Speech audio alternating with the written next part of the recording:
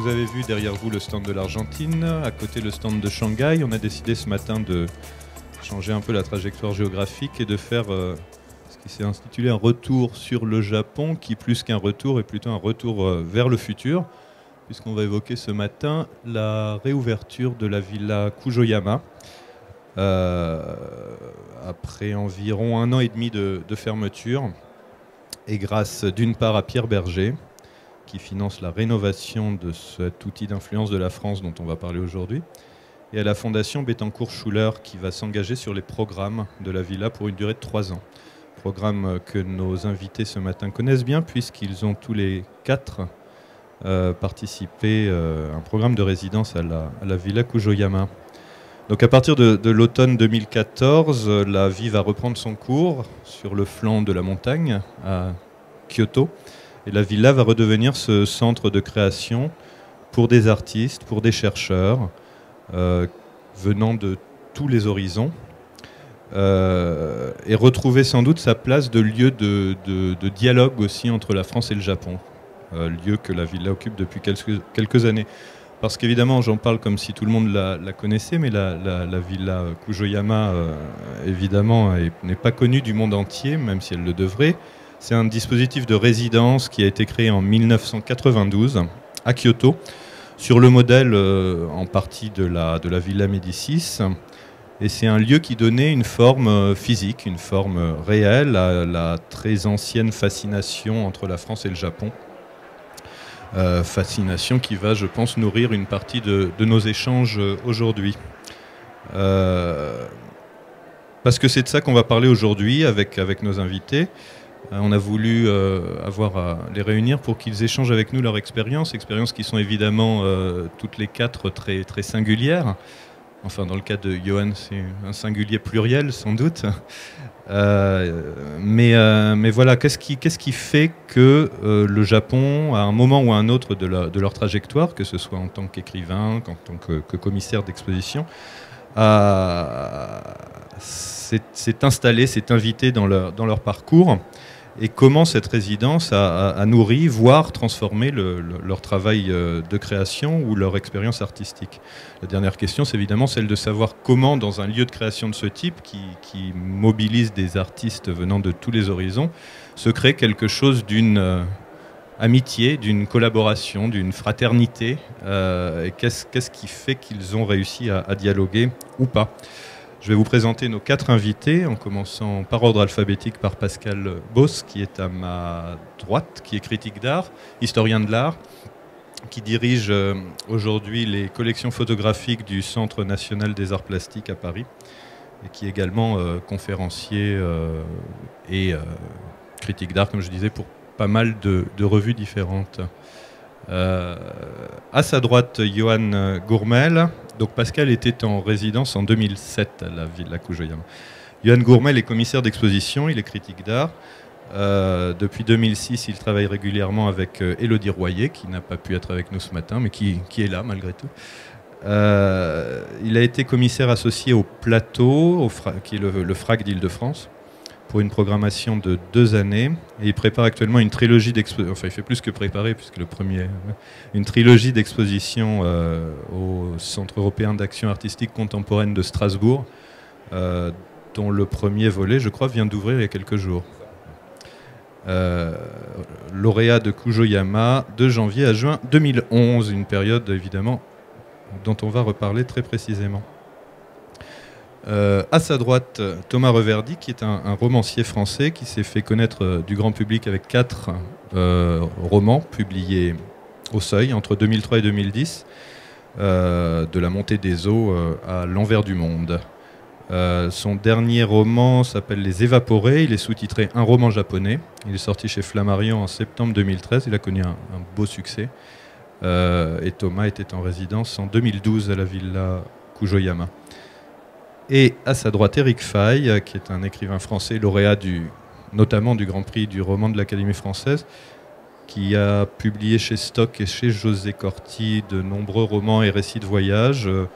Je cite que ceux où le Japon apparaît, qui Nous aurons toujours Paris, qui date de 2009, Nagasaki en 2010, Eric a été en résidence à la Villa en 2012 et c'est une période dont il a tiré un journal qui vient de sortir chez José Corti et qui porte le titre de Malgré Fukushima. Voilà, après cette trop longue introduction, je vais leur laisser la parole et peut-être commencer par Pascal, qui est le plus ancien de nos résidents, et savoir pour chacun d'entre vous un peu d'où vient ce désir de Japon, parce que j'ai pu avoir accès au texte que vous avez rédigé pour partir, pour demander ces bourses. Et ce qui est très très intéressant, c'est qu'on retrouve dans ces textes, malgré leur grande diversité, quelque chose qui est une sorte de mélange d'intuition sur le rapport que vous pourriez avoir avec ce territoire, avec ce pays, et de théorie, de concepts théoriques qui sont actifs à l'œuvre dans la littérature, dans l'art japonais, et que vous essayez d'activer ou de mettre en correspondance ou en dialogue avec votre propre activité. Je ne sais pas si, Pascal, c'est clair ce que je dis. D'où ça vient tout ça et comment naît cette expérience?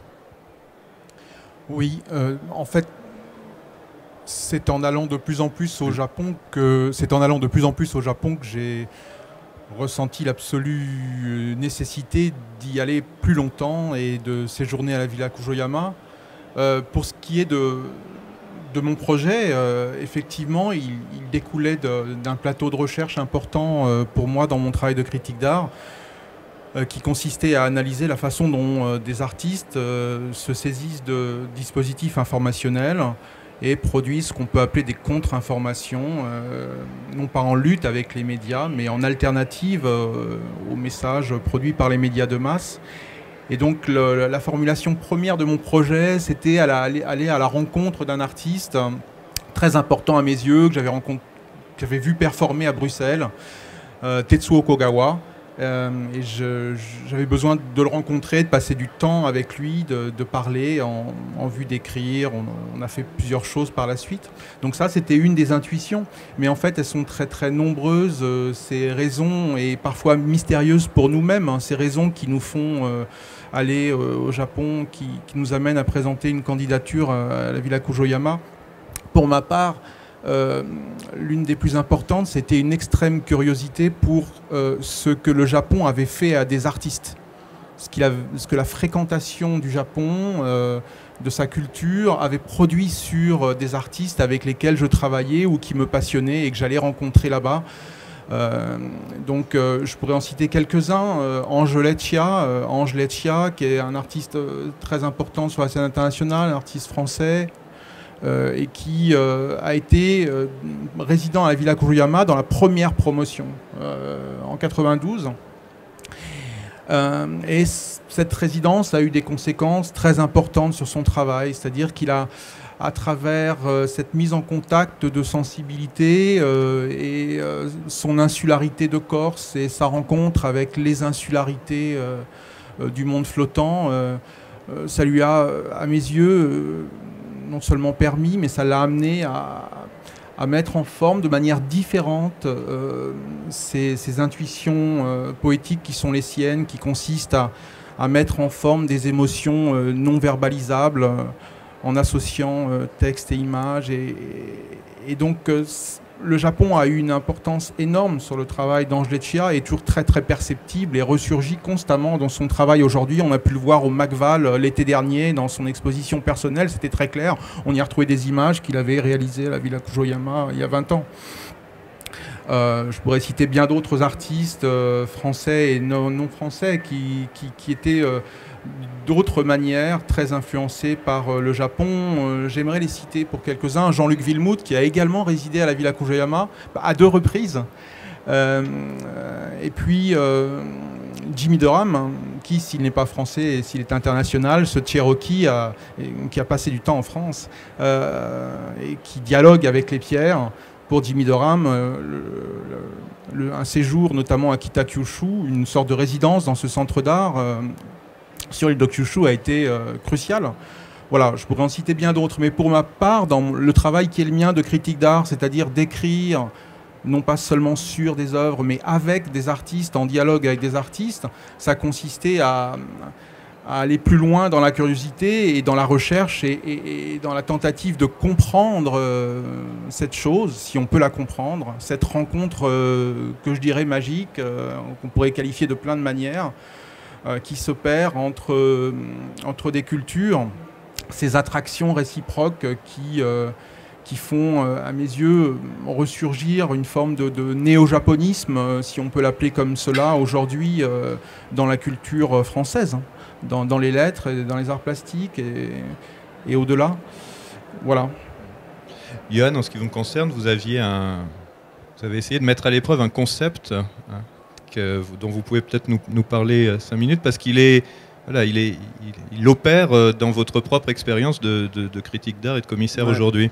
Oui, absolument. En fait, donc moi je suis parti avec Élodie Royer, on a postulé à 2 en fait, on est tous les 2 commissaires d'exposition et un petit peu en fait comme pour Pascal en fait, à l'origine on n'a pas une fascination disons pour le Japon, ça vient plutôt par les relations et les discussions qu'on peut avoir avec un certain nombre d'artistes et pour revenir à ce concept donc, qui s'appelle le mono no aware, qu'on pourrait traduire par le sentiment des choses. En fait, c'est un principe littéraire japonais qui a été théorisé au XVIIIe siècle par un philologue pour essayer de mettre en avant ce qui serait la spécificité d'une esthétique japonaise. Donc il y avait derrière ça une certaine arrière-pensée presque nationaliste, dans le sens que c'était essentiellement pour distinguer finalement ce qui ferait la particularité de la culture japonaise, pour la distinguer de la culture coréenne et de la culture chinoise. Mais ce sentiment des choses, ce mono no aware, en fait postule espèce d'esthétique qui voudrait que la beauté se trouve dans la relation qu'on entretient aux choses. C'est-à-dire qu'une chose ne serait pas belle en soi, mais elle se situerait finalement dans la relation qu'on entretient avec elle. Ce principe littéraire, nous on travaillait à ce moment-là avec Élodie sur la question du sentiment et de l'affect dans l'art et dans l'art contemporain. Et on a voulu s'en saisir comme d'un outil conceptuel en fait pour réfléchir à un certain nombre de pratiques artistiques contemporaines avec des artistes d'une génération, ces jeunes générations françaises et étrangères. Et petit à petit, en fait, en faisant des recherches sur place, en essayant de discuter avec des théoriciens, avec des artistes, avec différentes personnes, en fait, on a compris que ce principe littéraire, c'était pas tant un concept qu'un affect, qu'un sentiment, et qu'il était du coup extrêmement difficile de mettre des mots et de le théoriser en tant que tel.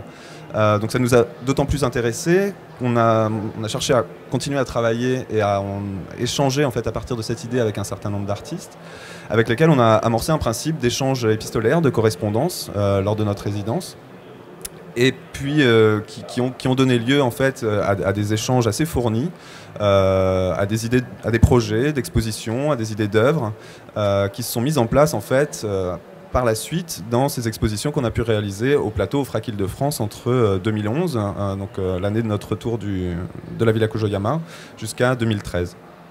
Pendant notre séjour, on a également rencontré un certain nombre d'artistes japonais, notamment un collectif basé dans la région du Kansai, donc autour de Kyoto, Osaka, qui s'appelle The Play.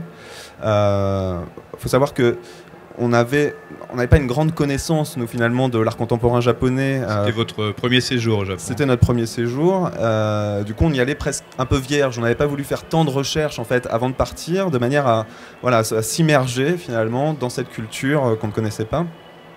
On avait simplement quelques portes d'entrée, notamment, on s'intéressait particulièrement à un certain nombre de collectifs d'artistes qui ont émergé après-guerre au Japon et qui n'auraient pas émergé à Tokyo, donc dans un centre urbain, mais dans cette région plus agricole, on va dire, du Kansai. Donc un des groupes les plus connus, c'est évidemment Gutai, qu'on connaît bien en France grâce à l'influence de Michel Tapier. Mais cette influence de Gutai a du coup un petit peu éclipsé un certain nombre d'autres pratiques qui nous semblaient assez importantes dans le champ de la performance et qu'on ne connaît pas encore très bien. Le territoire est encore relativement vierge. Et donc avec ce groupe d'artistes, Play, en fait, on a commencé à réfléchir, à travailler et on les a invités à à participer à 2 expositions au plateau. Donc la première s'appelait Le sentiment des choses, traduction donc, de ce mono no aware, et la seconde s'appelait Le mont Fuji n'existe pas. je vais juste vous raconter en 2 mots le travail de The Play, qui est donc ce collectif d'artistes qui a essentiellement travaillé dans la nature, qui en quelque sorte ne produit pas d'œuvres, mais des situations artistiques, des situations de travail collectives, qui consistent par exemple à décider d'aller marcher pendant une semaine dans une plaine déserte contre le vent. Ce qui fait qu'à chaque fois que le vent change de direction, bah, eux changent également de direction. Donc il y a vraiment un rapport à la dérive, la volonté de construire comme ça une situation qui ne donne pas lieu à la production d'une œuvre matérielle qui serait fétichisée, qui viserait à être encadrée, accrochée sur le mur d'une galerie. Pour l'exposition Le Mont Fuji n'existe pas, on les a invités à poursuivre en fait une action qu'ils avaient commencé en 1969, qui a consisté à construire une espèce de radeau en polystyrène en forme de flèche d'environ 10 mètres de long et de descendre la Seine aussi longtemps qu'on ne se ferait pas arrêter par la police. Donc on a fait ça la veille du vernissage. On a construit avec eux ce radeau. Ils étaient 8 Japonais de ce groupe à être venus. Ils ont aujourd'hui environ 70 ans. Ils ne parlent pas français, ils ne parlent pas anglais, donc tout se passait ailleurs, par des gestes.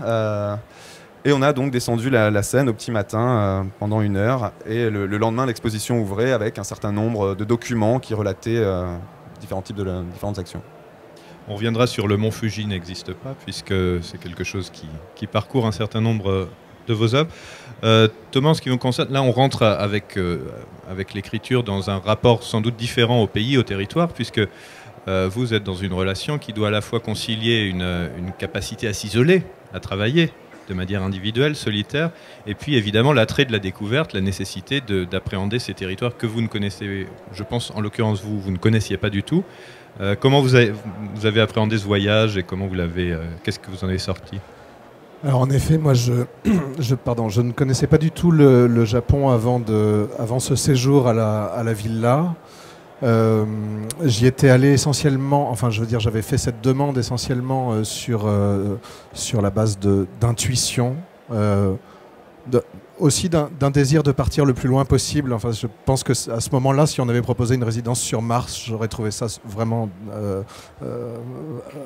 enviable. Et donc voilà, je suis parti sur des intuitions un peu générales, des choses. J'avais aucun imaginaire asiatique d'une manière générale. Je me disais que quitte à partir là-bas vers l'Asie, le Japon était quand même le seul endroit qui me parlait un petit peu, à cause des nombreux échanges dans la peinture et dans la littérature depuis le 19e siècle entre japonais et français. Du coup, j'en avais une sorte d'approche. Également parce que j'avais l'impression qu'on avait un peu le même genre de XVIIe siècle, le même genre de naissance à la fois de l'esprit de cour, des arts et donc aussi du jugement et peut-être d'une forme de subjectivité mais qui restait très différente là-bas et ici. Et bref, voilà, j'avais ces espèces d'intuitions-là. Je me suis retrouvé évidemment dans une situation dans une situation de solitude redoublée, redoublée par la non-maîtrise de la langue et des codes japonais. Donc j'étais tout seul, loin de mes proches et de ma famille, et en plus j'étais isolé des gens, qui étaient, puisque je ne pouvais pas leur parler. Je veux dire, j'ai assez vite appris à dire bonjour et merci, mais ça ne sert à rien. Et en fait, cette solitude redoublée, je me suis aperçu une fois là-bas que c'était une des choses que j'étais venu chercher.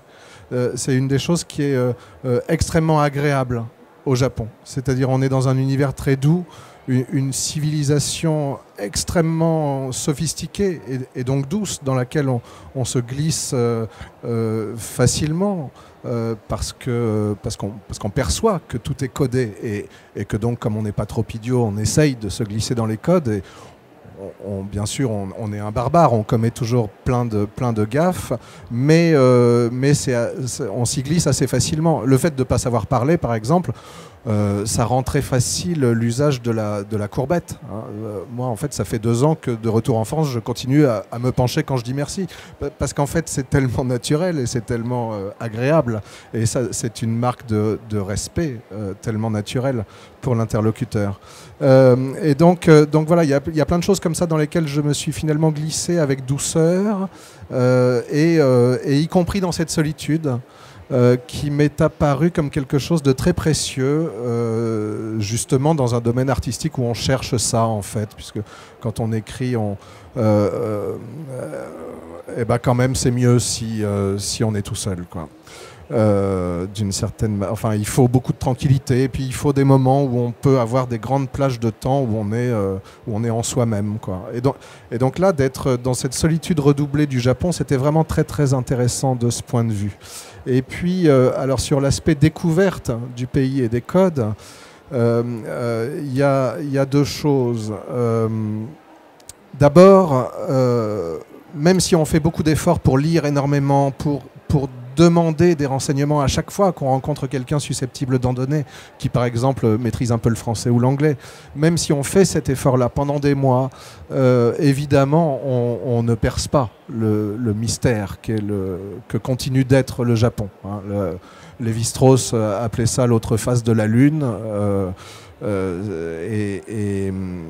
Bon, si le père de l'anthropologie structurale considérait que c'était l'autre face de la Lune, sans doute moi, j'avais aucune chance de comprendre véritablement et en finesse, en granularité, le Japon.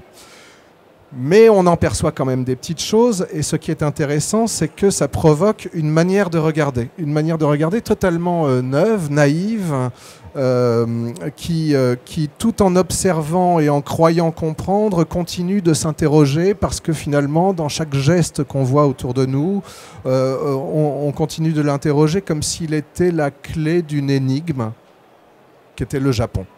Voilà, le Japon reste une énigme, mais chaque approche, chaque personne, chaque geste, chaque code, chaque rencontre, eh bien on l'interroge en même temps qu'on y est, comme si elle allait nous donner une petite clé, et comme si on découvrait ce pays morceau par morceau, à la manière d'une mosaïque ou d'un puzzle. Donc ça, c'est très intéressant aussi, parce que ce regard-là, c'est sans doute un regard de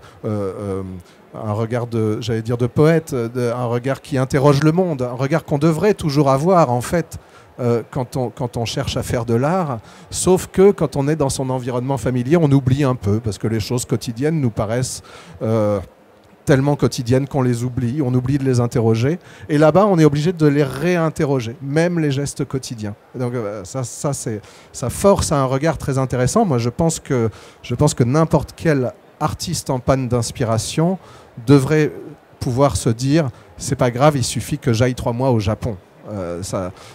C'est sûr que c'est une manière de regarder le monde, et en plus les Japonais ont ça, c'est-à-dire eux aussi. Alors même là en ce moment, là il commence à y avoir des petits bourgeons, les premiers pruniers sont en fleurs à Paris, on est un peu en avance. C'est le genre de truc que je ne remarquais pas avant d'aller au Japon, que les Japonais remarquent. Hein. On voit plein de types en costume gris qui courent en mangeant un mauvais sandwich à la pause de midi pour aller prendre des photos de fleurs. C'est dingue. Je veux dire, bon. Et donc ça c'est admirable. Et puis autre chose sur la découverte du Japon que je voulais dire, moi évidemment j'ai beaucoup lu, hein, étant dans les mots, j'avais besoin de me faire toute une documentation à la fois sur mon sujet et puis sur le Japon en général. Donc j'ai énormément lu sur place, et donc on pourrait se dire pourquoi y aller, puisque finalement on a accès aux livres, hein. Mais le fait d'y être donne une espèce de caution. Il y a au début du récit d'Éric, quand il arrive au Japon, tu fais quelques notations sur ce qui te paraît être japonais, parce que toi tu y étais déjà allé, donc tu reconnectes avec ça, et donc tu parles des odeurs, et puis tu parles, moi ça m'avait frappé dès mon arrivée, parce que tu parles on était en plein hiver, et le paysage même de la campagne française était désespérant, quoi. Au mieux encore vert en France en hiver, il y a les Ardennes, mais dans les Ardennes il y a des tueurs en série sans doute, parce que c'est sombre et c'est déprimant, quoi.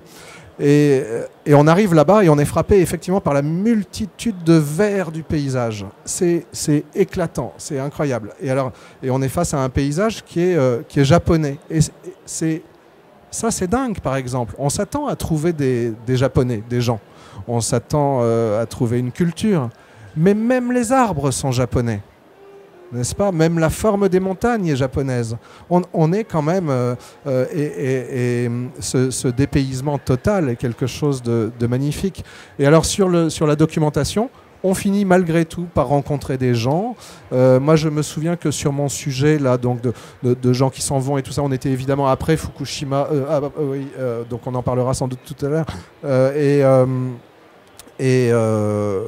Bon, à un moment, je fais une conjecture pour faire avancer mon bouquin parce que ça prend une forme un peu policière et il faut qu'il se passe des choses. C'est un livre, il va falloir que les gens le lisent quand même. Et il faut qu'il arrive des choses à mon héros. Et je me dis, finalement, ces gens qui se retrouvent dans des quartiers de relégation à Tokyo parce qu'ils ont abandonné leur vie, etc., est-ce que ce ne serait pas eux qui fournirait le réservoir de main-d'œuvre bon marché qu'on envoie nettoyer les égouts de Fukushima. Si Fessenheim pétait demain, sans doute des compagnies de sous-traitants embaucheraient des Maliens, évidemment.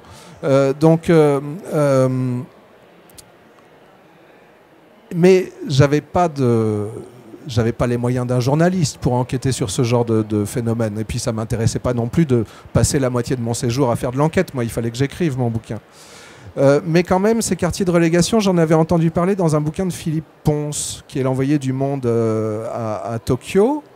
Et j'ai eu la chance, du coup, parce que j'étais là-bas, de le rencontrer, d'en discuter avec lui. Est-ce que tu penses que ce serait plausible? Est-ce que ce serait possible? Est-ce que ce serait probable? Et en fait, c'est merveilleux, ça donne une caution, on se sent autorisé à écrire. Quand je dis un cryptomère, c'est juste un mot. Mais le fait de l'avoir vu en vrai, moi, je sais ce qu'il y a derrière. Alors même si le lecteur ne le voit pas, c'est pas très grave. C'est important pour moi quand j'écris qu'il y ait quelque chose derrière les mots que j'emploie. Oui, voilà, c'est cette espèce de caution aussi qu'on vient chercher. Ok. Eric, vous êtes un grand voyageur. Vous étiez non seulement vous étiez déjà allé au Japon, mais le Japon était déjà présent dans plusieurs de vos textes et dans le roman que vous avez publié juste avant de partir, Nagasaki. Pourquoi avez-vous voulu y retourner et qu'est-ce qui a déclenché le retour? Bon, alors, j'éviterai de répéter beaucoup de bonnes choses qui ont déjà été dites très bien par mes prédécesseurs à la Villa et aussi dans ce débat. Mais c'était effectivement, je ne sais pas, le 5e ou 6e séjour pour moi, la Villa Kujoyama. Et j'avais toujours fait des petits séjours de 2 semaines, 3 semaines, et à chaque fois, il y avait cette sorte de déchirement de devoir reprendre l'avion. Il y avait ce besoin de durée, d'éprouver ce que je suis moi-même dans la durée, dans un pays que je prétendais aimer et qui m'intriguait. Et puis, on en avait parlé tout à l'heure, là, un peu. À chacun de mes voyages, il y avait une chose qui se passait. Il y avait un grand absent. Chaque fois que je passais près de lui, il n'était pas là. Le mont Fuji était inexistant. Il n'existait pas. Et je me suis dit, en 4 mois, je vais quand même réussir à le voir, peut-être, s'il existe. Et ça s'est fait aussi. Ça s'est fait le jour. Vous l'avez finalement vu. Ça s'est fait le jour de mon anniversaire, un départ de Tokyo dans la brume. Et il y a eu une éclaircie, et je l'ai vu le matin de mes 49 printemps, donc en plein hiver. Et ça, c'était le plus beau cadeau qu'on m'ait fait pour un anniversaire. Parce que cette absence de Fuji devenait pour moi une sorte de quête métaphysique. À la limite, ça devenait presque une obsession. Je l'avais retracé dans une nouvelle d'un recueil. Ça devenait une quête du mystère. C'était pas la face cachée de la Lune. Pour moi, le Japon, c'était le sommet invisible de cette montagne qui était peinte, qui était décrite dans certains romans, mais que mystérieusement, dans le cinéma japonais, on ne voit jamais. La seule fois que je l'avais vu dans le cinéma japonais, enfin qu'on voit peut-être, mais dans les films que j'avais vus, je ne le voyais jamais. Et pour cause, parce que quand un cinéaste doit en permanence prévoir des dates, faire venir tout le monde, il ne peut pas le faire en fonction de la météo. Et les 3/4 du temps, le Fuji est inexistant. Bref, je me disais que sur la durée, je pourrais peut-être voir cette montagne et deuxièmement, approfondir la connaissance de ce que je pensais être la face cachée, la partie cachée de ce Japon. J'avais déposé un certain sujet qui était assez vague, parce que c'était longtemps avant mon départ qu'on fait les oraux, les écrits de la sélection. Et c'était, je crois me souvenir, autour de l'exploration de thématiques qui m'étaient déjà chères dans ce que j'écrivais, autour de la question de l'identité de l'individu et aussi de la notion de temporalité dans l'écriture. Et je crois qu'effectivement, c'est à peu près ce que j'ai poursuivi. Pour conclure, je dirais que pour moi, ça a été utile dans 2 domaines, ce séjour. D'abord, ça m'a permis de... Et ça, c'était inattendu quand j'avais passé la sélection. Je n'avais pas encore prévu ça. Je me suis attaqué à un nouveau genre littéraire, enfin, un genre qui, pour moi, était nouveau. C'était l'écriture d'un journal. Étant assez nonchalant, fainéant de nature, chaque fois que j'avais essayé d'écrire un journal, au bout d'une semaine, j'avais laissé tomber, abandonné en rase campagne.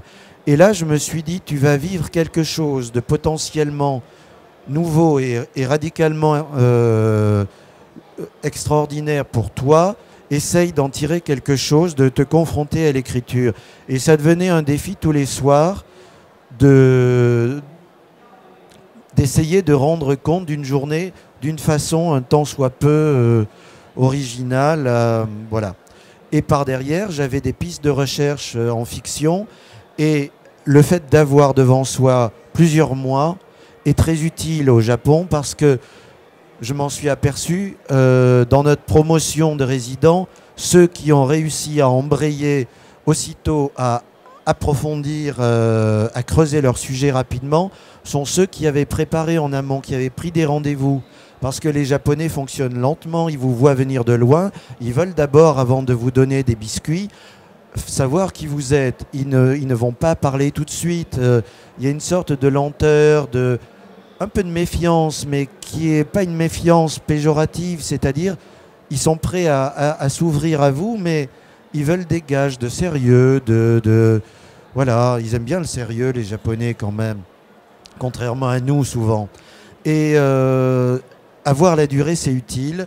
Et dans ce sens-là, 4 mois ne m'ont pas suffi totalement, puisque le temps d'échanger des courriers, de faire des salam alek, de l'aller-retour, c'était très utile à la villa. On avait donc deux jeunes femmes, des factotums très, très compétentes, qui nous traduisaient les lettres, qui passaient des coups de fil pour nous, qui faisaient les démarches, et c'était très utile.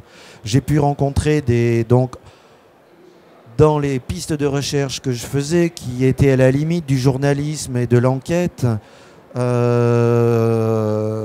j'ai eu besoin de prendre des contacts, et tout ça a pris du temps, et sans elle, sans le lien avec l'Institut français et la Villa Kujoyama, je n'aurais pas pu aller bien loin.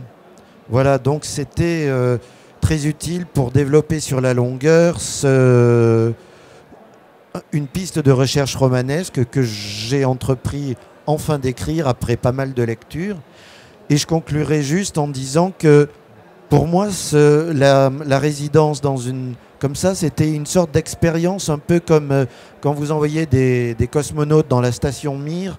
Il y a quelque chose de l'ordre de l'expérience sur soi, voyage à l'intérieur de soi-même, parce qu'on n'est jamais sûr de ses réactions. On est pour la première fois dans des situations de ce genre. Et au début, je me disais peut-être que dans un mois, j'aurais envie de faire mes bagages, de repartir, ou alors je serais devant une sorte de catastrophe sismique et nucléaire, et je verrai comment je réagis dans cette situation-là. Ça a été un voyage à l'intérieur de soi-même, passionnant. J'ai appris des choses sur moi, pas forcément très agréables, mais on se découvre. Et voilà, tout ça a été très fécond, je dirais, en conclusion. D'accord, merci. Pascal, sur ces difficultés du début, vous, en tant que commissaire et d'exposition et critique d'art, vous avez évidemment, tout comme Johan, été à la recherche de nouveaux artistes, d'un rapport à ce territoire. Et vous disiez aussi que le début est difficile, qu'il y a cette méfiance dont parlait Eric à l'instant. Mais vous en êtes arrivé aujourd'hui à avoir une relation très forte au Japon, une présence réelle là-bas, des textes traduits. Comment s'est fait ce passage entre cette méfiance des origines et la réalité de cette insertion aujourd'hui dans le paysage de l'art contemporain au Japon ? Oui, je ne parlerai pas de méfiance, je parlerai de la beauté et de la richesse de la relation qui s'instaure entre des gens qui vont se rencontrer et qui vont peut-être faire quelque chose ensemble. C'est-à-dire qu'au Japon, ce qui compte encore plus ou tout autant que le résultat d'un projet, c'est le parcours que l'on va faire ensemble et la réussite de tout ce temps partagé, pas seulement le temps de travail, mais le temps de vie qui va avec. Et donc, quand vous parliez de lenteur, hein, effectivement, c'est une lenteur dans l'intelligence. Hein, c'est-à-dire, je crois que ce qui peut peut-être s'entendre à travers nos 4 expériences, c'est que le Japon réveille en nous notre part poète, hein, que l'on sait reconnaître, avec laquelle on travaille de différentes manières dans nos activités. Et la Villa Kujoyama nous permet vraiment d'habiter le monde en poète, enfin d'habiter un lieu en poète et d'être vraiment très autorisé à cela. Et pour le coup, au Japon, et notamment à Kyoto, on rencontre beaucoup de poètes et d'écrivains. Pendant ma résidence, j'avais un peu de mal à rencontrer la scène artistique de Kyoto, qui était beaucoup moins développée qu'elle l'est aujourd'hui. C'est peu d'années après, mais il s'est passé beaucoup de choses entre-temps.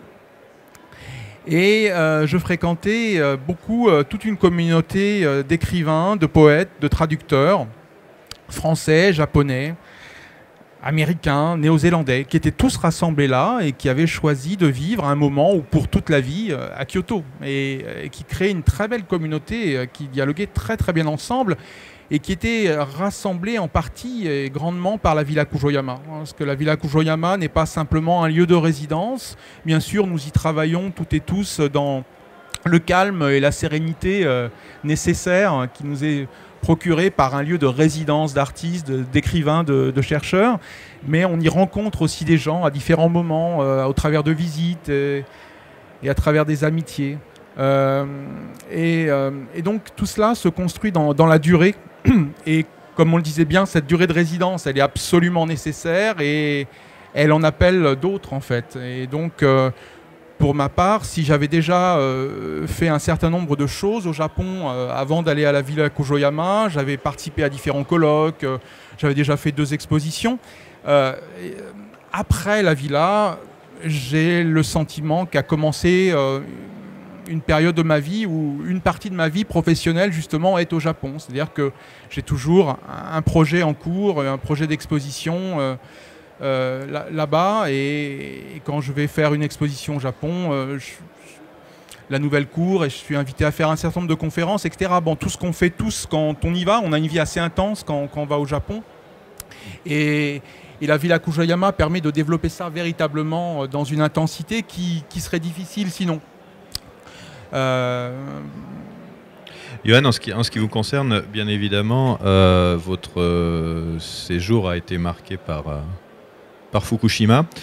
Donc ça a peut-être rendu votre séjour différent du séjour des autres pensionnaires. Comment ça a été vécu ?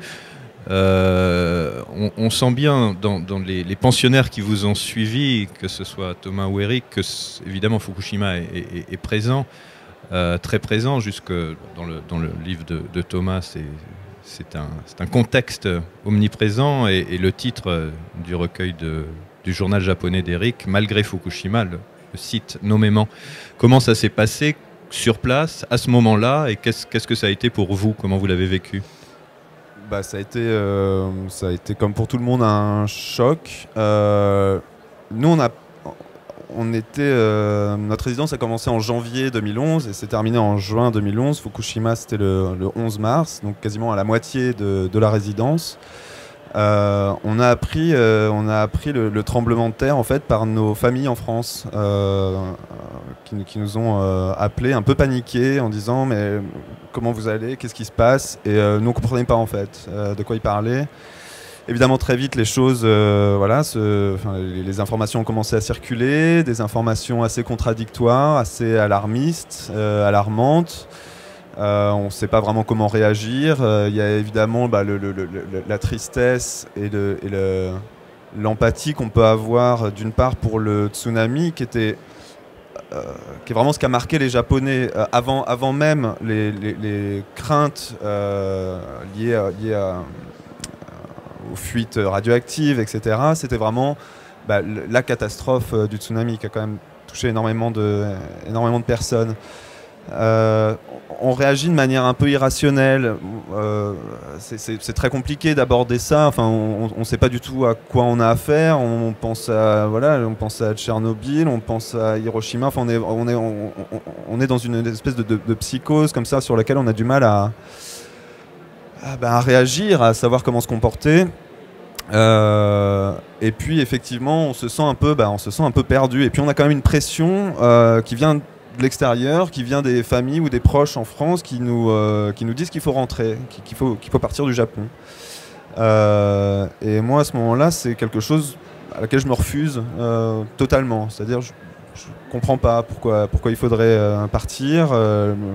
Les Japonais restent. Moi, je suis japonais pendant 6 mois et j'ai l'impression de faire partie de cette culture, de ces gens autour de moi. J'ai des amis, des gens avec lesquels j'ai des relations, des débuts de relations de travail, effectivement, et j'ai pas envie de les abandonner, de dire tout ça c'est derrière moi, j'ai la possibilité de partir, donc je m'en vais. Mais néanmoins, il y a quand même y a un risque, ou un risque possible, même si on est à Kyoto et qu'on se sent un peu protégé. Il n'y a pas de tremblement de terre, on attend des nouvelles des amis, des gens qui sont à Tokyo où là ça bouge tout le temps, et puis des nouvelles sur le nuage qui se déplace, nuage radioactif. Est-ce que comme celui de Tchernobyl, il va s'arrêter à la frontière des montagnes? On ne sait pas trop.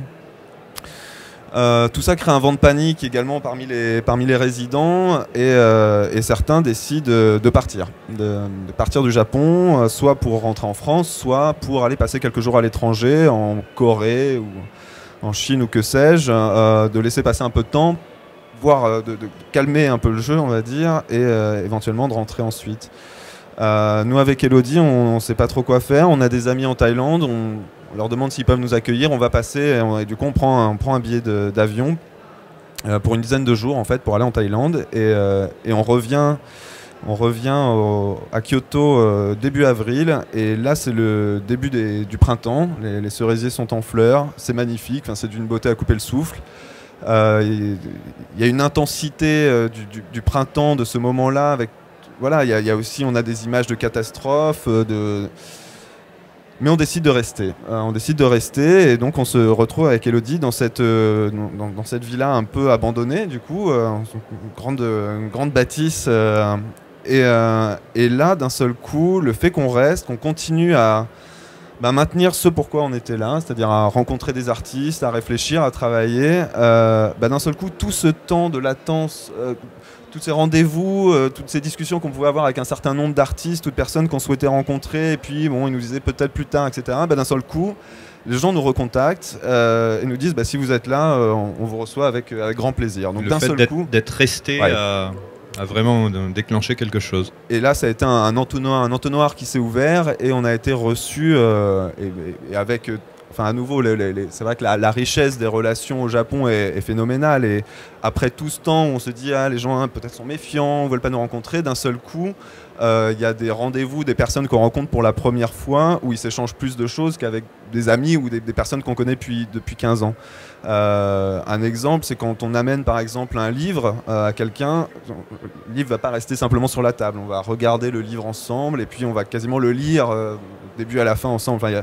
Les échanges sont magnifiques, et une fois que ça c'est là, j'ai vraiment l'impression que ça reste. En tout cas là c'est le cas pour nous, pour les personnes avec lesquelles on a commencé à travailler au Japon, et avec lesquelles on est toujours en contact, avec lesquelles on a des projets, et les choses se font.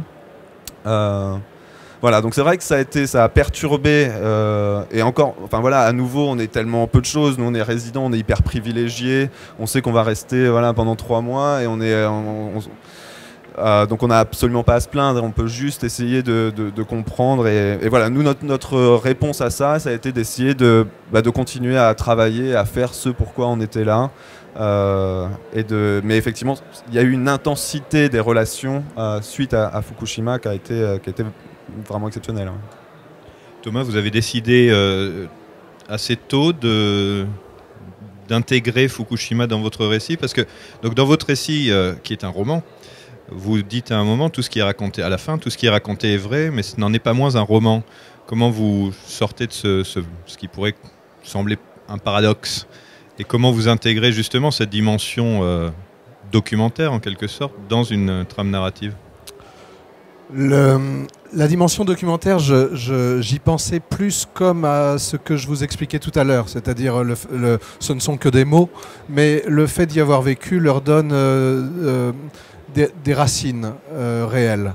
Je pense à Antonin Artaud qui fait des décors de théâtre à un moment. On est dans les années, à la fin des années 30 là, et il veut à tout prix qu'il y ait un arbre sur scène. Mais il veut un vrai arbre avec des feuilles, des racines. Et son chef décorateur, son régisseur, lui dit évidemment, enfin mon pauvre Antonin, c'est ridicule. La scène est un plateau. De toute façon, la plus grande partie de l'arbre sera sous la scène. Personne ne la verra. Et il dit non, mais tu n'as rien compris. C'est pas grave qu'on la voit ou pas. Moi, je sais qu'elles sont là, les racines. Et j'ai besoin d'un arbre pour me dire que c'est un arbre. Voilà, et donc la partie tout est vrai, etc. Le documentaire, moi j'ai pas du tout fait œuvre de journaliste, hein, encore une fois, c'est vraiment un roman. Mais c'était pour insister sur cet aspect ressenti, vécu, ce que je mettais derrière les mots, quoi. Voilà. La partie Fukushima, évidemment, faisait pas partie du projet de départ, hein, parce que comme l'a dit Eric tout à l'heure, on a candidaté très tôt. Je crois qu'on était en décembre 2010 au moment où on a envoyé les dossiers écrits pour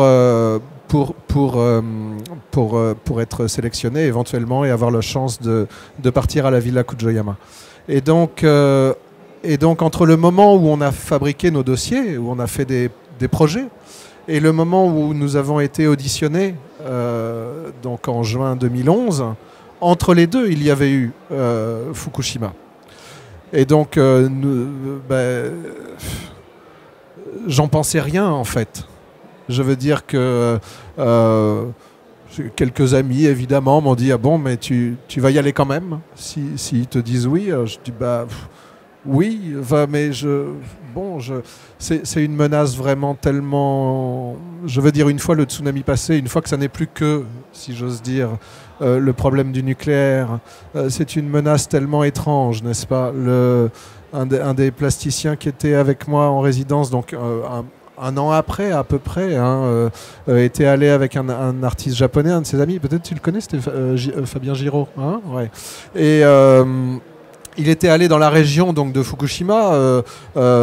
C'est un artiste qui a un pied-à-terre dans le Limousin. Hein, moi aussi. Ça n'a aucune importance. Mais je veux dire, il va dans cette région, il va dans les forêts, dans la zone d'exclusion, là. Et puis, il construit avec la boue d'une rivière, il se met à construire une espèce de statue. Alors, bien sûr, il a mis des gants Mappa, une sorte de kawaii avec des élastiques pour être sûr que c'est bien fermé. Enfin, bon, bref, un vêtement bricolé, hein, pour ne pas être en contact avec la boue qui est extrêmement radioactive à cet endroit-là de la forêt. Il est dans la forêt, il n'est pas au bord de la route.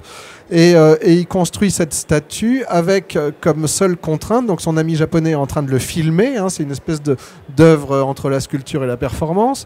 Son ami japonais est en train de le filmer et la contrainte, c'est qu'ils ont un compteur Gégère. Voilà. Et qu'ils ont décidé au début du show, si je puis dire, que quand ça arrivera à telle mesure, ça deviendra dangereux et donc on arrêtera de faire de l'art. Et et il revient de là-bas et je dis bon, c'était comment, etc. Et il me dit on se serait cru dans les forêts du Limousin ou de Dordogne. C'était un endroit magnifique. la rivière était charmante, il y avait des cris d'oiseaux partout, la nature était verdoyante et luxuriante. C'était un coin de nature très beau, quoi. Sauf avec un compteur Gégère. Sauf qu'au bout de quelques temps, le compteur Gégère dit là, faut partir. Voilà. Donc c'est ça. Donc cette menace, du coup, vous pouvez pas vraiment la prendre en compte. C'est assez bizarre. Moi, je suis parti naïvement, par exemple, en me disant, puisque j'ai parlé du Limousin, autant continuer sur ce terrain. Je suis parti en me disant finalement 6 mois à Kyoto, qui n'a pas été très irradié. C'est un peu comme si je vivais pendant 3 ans dans ma maison de campagne près du sol granitique du Massif central. Voilà, en gros. Voilà, donc cette question-là, elle est évacuée. On se l'a posée en France, mais en fait, très tôt, on arrive là-bas et puis il faut acheter du riz. Et puis au début, on se dit tiens, je vais essayer de repérer les kanji qui indiquent la provenance. Tohoku. Vous imaginez quand vous parlez pas japonais, c'est absolument impossible. Et puis vous vous dites après tout, quand je vais au restaurant, je sais pas d'où viennent les sacs de riz. Alors au bout d'un moment, hop, vous vivez avec les gens, quoi, tout simplement, hein, parce que vous êtes là-bas. Non, cette histoire m'a rattrapé parce qu'évidemment, les gens ne parlaient que de ça. Il y a eu beaucoup de gens qui sont partis de Tokyo, qui sont venus à Kyoto, et donc les gens ne parlaient que de ça. Ça les avait profondément choqués, traumatisés. Ce tsunami, c'est quand même 20 000 morts, presque autant de disparus. Enfin, je sais que les chiffres officiels sont en deçà, mais les journalistes européens sur place disaient que ça avait été quand même très minimisé par les autorités. Donc si on est autour de 50 000, ça veut dire que tout à coup, c'est plus le Japon, c'est le Bangladesh. Hein. Je veux dire, c'est tout à coup une catastrophe naturelle qui ravage une côte comme si les habitations étaient en paille, quoi. Et ça fait... C'est pas japonais, c'est pas moderne, c'est pas sûr, c'est pas voilà. Et donc ça a été vraiment un énorme traumatisme. Bon, plus les scandales de politique, etc. Mais bon, ça a été un énorme traumatisme. Et je me souviens que 1 an après, le 11 mars, j'avais eu la chance comme ça d'être invité par une amie qu'on avait rencontrée par l'intermédiaire de la villa, évidemment, qui avait elle avait un ami très riche qui vivait dans Higashiyama, ouais, dans une bambouserie, et qui avait une sorte de palais des saveurs. Il avait fait venir le chef espagnol là, pour lui constituer une carte avec 36 saveurs célestes. Enfin bon, c'était incroyable, quoi. Et il organise un déjeuner le 11 mars. Bon. Et on y va, et c'est un peu ritualisé, tout le monde fait des discours, etc. Enfin, c'était quand même une espèce de cérémonie un peu étrange, quoi. Et en fait, il nous explique, donc ils ont été chercher pour telle entrée, ils ont été chercher des jeunes pousses de je sais pas quoi dans la montagne, parce que voilà, elles viennent d'arriver, c'est les premiers trucs, et ça annonce vraiment le printemps, et on va se mettre à faire des plats comme ça à base de... Ah ok, super. Et il nous explique qu'il a voulu vraiment, donc on est au 11 mars, il fait encore froid et tout, il a voulu que ce repas fût le symbole du renouveau, du printemps qui était en train de commencer à arriver, hein, voilà. 1 an après. Et c'était à couper le souffle d'émotion, parce qu'on était qu'avec des Japonais qui ne pensaient qu'au 11 mars de l'année précédente, hein, mais qui étaient là en train de partager de façon très cérémonieuse un déjeuner qui en appelait au renouveau. Ouais, c'est magnifique. Enfin, et c'est tellement mieux que le nouveau, hein, le renouveau. Et c'est tellement japonais. Eric, en ce qui vous concerne, vous nous en avez parlé tout à l'heure, vous avez choisi donc cette forme du journal japonais avant d'entrer dans la fiction ou de réentrer dans la fiction, que vous commencez en ce moment, d'après ce que vous nous disiez. Pourquoi malgré Fukushima ? Quand on m'a recontacté pendant les phases de sélection, on m'a posé la question au téléphone, est-ce que vous maintenez votre candidature malgré Fukushima ? Et là, je me suis dit, j'ai mon titre, c'est bien. Et il reste juste à écrire le journal maintenant.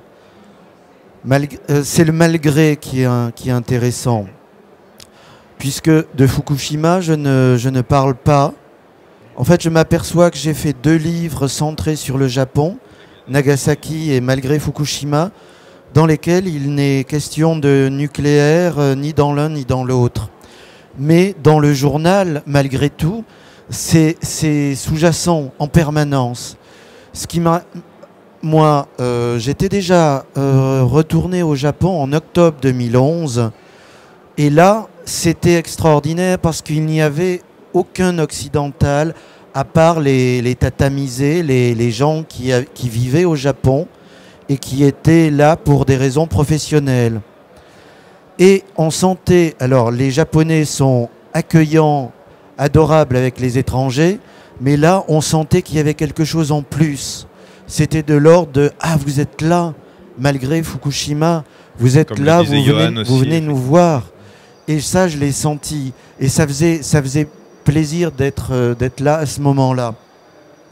Ensuite, ce qui, moi, m'a vraiment époustouflé, c'est que malgré une catastrophe d'une telle ampleur, le pays gardait un dynamisme, une joie de vivre et des projets qui étaient extraordinaires, comme si le fait d'avoir eu cette catastrophe avait provoqué un nouveau départ, quelque chose de l'ordre de la... Oui, comme un an après ce printemps, ça provoquait quelque chose, un nouvel élan. D'ailleurs, il y a un marathon qui a été créé à Kyoto qui démarre le 11 mars. C'est une alerte nucléaire, là, ou quoi? Qu'est-ce qui sonne? C'est les Argentins qui font de la musique. Et donc, le 11 mars, à Kyoto, il y a ce marathon qui était disputé. Je crois que les bénéfices, enfin, il y avait des retombées qui étaient offerts aux victimes de Fukushima. La seule fois où je suis allé pendant les 4 mois dans la région, je ne suis pas allé voir les dégâts, mais je suis resté dans Sendai. Sendai, qui était la grande ville d'1 million d'habitants, qui était la plus proche de Fukushima et dont l'aéroport a été littéralement emporté par les vagues du tsunami. Et à Sendai, les gens étaient là et nous disaient non, mais de toute façon, il peut arriver n'importe quoi. Tout tient, on a vécu le pire et il suffit le matin, ce qu'on faisait, c'est on remettait les livres dans les rayons des bibliothèques. C'était beaucoup de boulot à la médiathèque, mais sinon, c'était pas grave. Et il y avait cette sorte de fatalisme face à la catastrophe et en même temps moi, ça avait changé le séjour parce que c'était pas un séjour, comment dire, comme à la Villa Médicis. C'est-à-dire il y avait quelque chose qui n'était pas plan-plan. Comme je disais tout à l'heure, avant même d'y aller et pendant le séjour, il y avait quelque chose de l'ordre de l'intensité qui donnait un prix extraordinaire à l'instant parce qu'on ne savait pas si la semaine suivante ou le lendemain, on ne serait pas obligé de plier les Gaules pour raison de catastrophe à Fukui, à 50 km de Kyoto, où il y a une centrale nucléaire, la seule qui a été rouverte après la catastrophe, qui était en service encore pendant que j'étais à Kyoto. Donc on pouvait se dire, il peut y avoir quelque chose de cet ordre-là. Moi j'aurais aimé être au même moment que toi. Je ne sais pas quelle aurait été ma réaction, mais rétrospectivement, j'aurais aimé vivre, peut-être que j'aurais eu la pétoche de ma vie et que j'aurais pris le premier avion pour la France, je n'en sais rien. Peut-être que j'aurais réussi à rester. Je pense que ça devait être passionnant d'être dans un pays à ce moment-là. Voilà. Connaissant le sens de l'altruisme et du respect de l'autre des Japonais, moi j'ai encaissé plusieurs leçons de vie pendant mon séjour à Kyoto. C'était non pas un séjour purement artistique, mais aussi humain, quoi. Je suis rentré en France, je pense, un peu différent, pas exactement dans le même état que celui que j'avais laissé à mon départ de Roissy. Voilà. J'ai bien l'impression que c'est le cas pour vous quatre. Vous n'êtes pas revenu indemne du Japon. Je m'aperçois avec effroi qu'on est déjà très en retard. On prend quand même une question ou deux si vous en avez.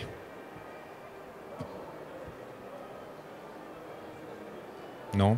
Vous avez faim? Vous voulez manger des sushis?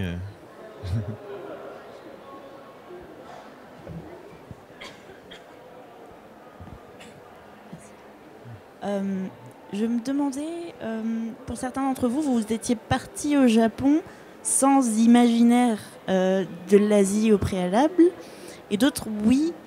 Et je trouve ça intéressant. Alors, il y a quelque chose de... Pourquoi alors, pourquoi le Japon, sans imaginaire, sans rien? Comment est-ce que vous avez fait déjà pour passer aux traverses comment vous avez réussi à partir sans préjugés, sans... Il y a toujours déjà un imaginaire japonais. Voilà, et justement, c'est celui-ci que j'aimerais bien questionner. D'où il sort, comment est-ce que vous l'avez acquis ou pas? Enfin, voilà, je sais pas. C'est une question complexe à laquelle il va falloir faire des réponses simples, Oui, malheureusement. tout à l'heure j'ai dit que j'étais parti sans imaginaire japonais, sans imaginaire asiatique. Votre question intéressante montre que sans doute j'ai parlé trop vite. C'est souvent le cas. Je veux dire, on essaye de faire des raccourcis. Évidemment, il y a toujours une forme d'imaginaire. En fait, on a lu des choses, on a vu des films, etc. Simplement, c'était une manière de dire, puisque certains de mes confrères étaient déjà partis au Japon, ils y avaient déjà vécu ou séjourné ou tout du moins voyagé, et moi non, hein, j'étais jamais allé là-bas. Peut-être pour préciser un peu ce que j'entendais par là. Il me semblait voir des ponts entre la France et le Japon, plusieurs, j'en ai parlé tout à l'heure, par exemple le XVIIe siècle, fin 16e, début XVIIe, et puis également, évidemment, suite à la Seconde Guerre mondiale et l'occupation américaine, je connais bien les États-Unis. J'avais l'impression que le Japon, c'était un pays que je pouvais attaquer par l'ouest. Hein, c'est-à-dire, c'est ce que fait mon personnage au début, parce que c'est l'idée que j'avais au départ, c'est que si on part de Los Angeles et qu'on prend l'avion, le Japon, c'est un extrême occident, hein, c'est de l'autre côté du Pacifique. Et en fait, je pouvais y aller comme ça. En plus, j'y allais en avion, alors j'avais pas besoin, comme Bouvier, de traverser l'Azerbaïdjan, l'Inde, voilà, ce que j'aurais pas su faire, en fait. Merci. C'est en fait une conversation qui pourrait durer parce qu'on n'a pas encore non plus réussi à parler des transversalités entre les disciplines, du travail en commun. Donc vous pouvez continuer un peu hors de la tribune, tous ensemble, avec nos invités. Ce qui est clair, c'est que pour l'Institut français, la réouverture de la Villa Kujoyama est une aubaine, est une chance qu'on a grâce à des mécènes, à des sponsors qui nous ont aidés dans ce travail et qui vont permettre à la villa un renouveau, qu'on espère aussi appétissant et symboliquement fort que le déjeuner dont vous parliez. Vous pouvez retrouver l'activité de Johan Gourmel et Léodie Royer sur leur blog formidable qui s'appelle 220jours.blogspot.com ou un truc comme ça. Ouais, c'est ça. Qui est d'une grande richesse et dans lequel vous retrouvez tout leur travail. Le livre d'Éric Fay, Malgré Fukushima, est publié chez Corti et vous pouvez l'acheter ici même, hein, enfin pas sur ce stand mais dans le salon. Et le livre de Thomas Reverdy, Les Évaporés, chez Flammarion. Merci à vous quatre, vraiment beaucoup, et puis à la prochaine.